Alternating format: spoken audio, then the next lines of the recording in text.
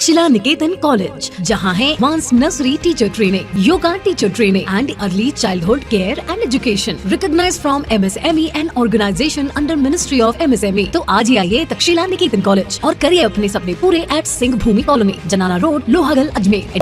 जैसे कि PHQ का साइबर के अभियान चल रहा है, उसके अंदर SP मैम के निर्देशन में ये कार्रवाई की गई है, जिसमें किशनगढ़ में एक महिला की सूचना मिली कि एक गैंग ऑपरेट करती है जो कि फर्जी तरीके से सिम कार्ड और उससे जुड़े बैंक अकाउंट बनाने का काम करती है और इसे आगे जाके बेच देती है, जो कि फिर बाद में साइबर फ्रॉड में यूज़ किए जाते हैं। वारदात का तरीका इस तरीके से बताया गया है कि इनको महिलाओं को और इनको किशनगढ़, पुष्कर और अजमेर के आसपास की जगहों से बुलाया जाता है और इनको कहा जाता है, जैसे प्रधानमंत्री की स्कीम में किसी को कहा जाता है कि उससे पैसे मिल रहे हैं, या किसी को कहा जाता है कि जियो में कस्टमर बनने का वो हो रहा है और उनसे फिंगरप्रिंट ले लिया जाता है।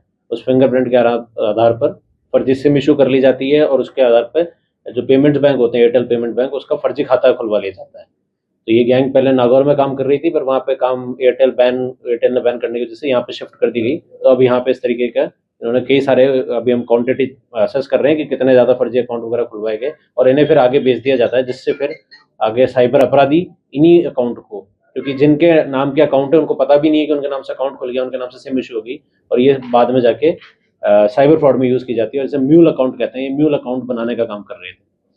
सर, इसमें कोई शिकायतकर्ता मिला है, उसकी क्या रिपोर्ट दी?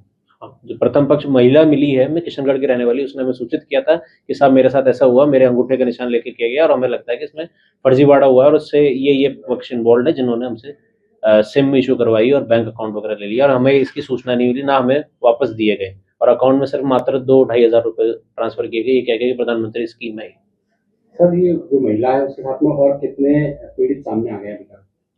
पीड़ितों की सूची तो बढ़ रही है अभी, क्योंकि जैसे जैसे अनुसंधान करेंगे तो हमें पता चलेगा कि इन्होंने पिछले गेम में, क्योंकि बहुतों को पता ही नहीं उनके साथ क्या हुआ, क्यों बुलाया गया, उन्होंने सोचा वो गवर्नमेंट स्कीम का पार्ट बन रहे। फिर नंबर जैसे जैसे बढ़ता जाएगा, हम आपको एक प्रेस नोट में सेपरेट रिलीज कर देंगे कितने कितने साइबर फ्रॉड में इन्वॉल्व है और कितने लोग आ चुके हैं, उसमें अनुसंधान कर रहे हैं और जैसे होगा हम आपको और डिटेल शेयर करेंगे। 6 आरोपी इसमें हमने गिरफ्तार कर लिए हैं, जिनके नाम है, एक तो प्रकाश ओझा है, एक राजकुमार वैष्णव है, बजरंग नायक है, राजू जाट है, नरेश माली है और नंद किशोर मेघवंशी है। इसमें नंद किशोर की भूमिका मुख्यतः आ रही है सामने और बाकी पर अनुसंधान जारी है।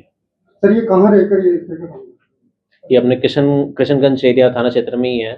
जगह कौन सी थी? यहाँ बत्तीराम, और ये कहीं पे भी शिफ्ट कर लेते हैं, सेंटर लगा के हाथों ये जारी कर देते हैं। पर्टिकुलर पिन पॉइंट जगह नहीं थी, कहीं पे बैठ के उनकी सिमें जारी कर देते हैं। सर, इसमें पीड़िता जो आरोपी है, सब पीड़िता और आरोपी का कैसे संपर्क हुआ? ये इनके बहुत सारे तरीके हैं। ये खुद आगे आउटरीच भी करते हैं, वहाँ पे गाँव में जाते हैं, किशनगढ़ में और उस एरिया में जाते हैं, उनको बोलते हैं कि आपके स्कीम में सेलेक्ट हुए हैं वगैरह, आप आएँ। फिर इनको एक चेन स्कीम की तरह बना रहे हैं, इनको देते हैं, फिर बोलते हैं आप अपने एरिया के और लोगों को लेके आए, तो उनको भी 2-2.5 हज़ार दे दिए जाएंगे वगैरह। चेन सिस्टम की तरह एक से एक जुड़ते जाते हैं और लोगों को लाते। किसी को कैश आया भी अकाउंट में? हाँ बिल्कुल, काफ़ी लोगों को 2-2.5 हज़ार कैश देते थे और उसके बाद इसे उनको विश्वास होता था शायद प्रधानमंत्री स्कीम है और वो भरोसा कर लेते थे, उनको लगता नहीं था फ्रॉड हुआ।